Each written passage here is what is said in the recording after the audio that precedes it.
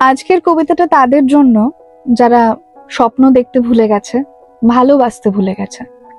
লিখেছে ইষ্ণু। এখনো গুছিয়ে রাখো সবকিছু, গুছিয়ে রাখো ঘরদোর আর অন্য কারোর পৃথিবী। সরিয়ে দেয় চোখের সামনের চুলগুলো। লজ্জা কি একই রকম পাও তখন, যখন ভালোবাসার জ্বরে পুড়ে যাচ্ছে হাতের চেটো? তখন কি কোমল ঠান্ডা ঠোঁট ছুঁয়ে দাও একইভাবে? এত প্রশ্ন কেন? কারণ আমিও জানি না। প্রশ্ন আমারও আছে।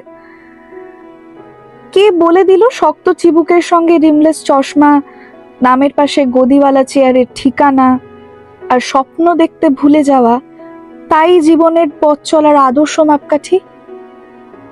একগাল দাড়ি, লম্বা চুল, নিজের মনের মতো কাজ, কথায় কথায় স্বপ্নে মুড়িয়ে দুটো লাইন। শহরের বুকে একলা নির্জন দাঁড়িয়ে থাকা কিছু এরকম মানুষ কেন ছাপ্পা লাগিয়ে দিল পিঠের পরে পিঠে? এরা লুম্পেন, এরা পথ চলার অনুপযোগী। কি লাগিয়ে দিল ছাপ্পা বলতো? যারা বাঁচতে ভুলে গেছে?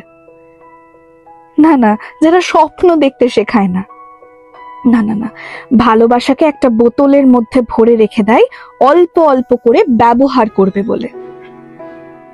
ওরে, তোদের মনের ভেতর বেশ খানিকটা ভালোবাসা ঢেলে প্রেমের রং তাতে মিশিয়ে কানের কাছে চেঁচিয়ে বলতে ইচ্ছে করে, ভালোবাসা ভালোবাসলে কমে না, স্বপ্ন দেখলে জীবন কমে না। জীবনে চলতে স্বপ্নেতে ভর করে ভালোবাসার ডিঙি নৌকাই যথেষ্ট।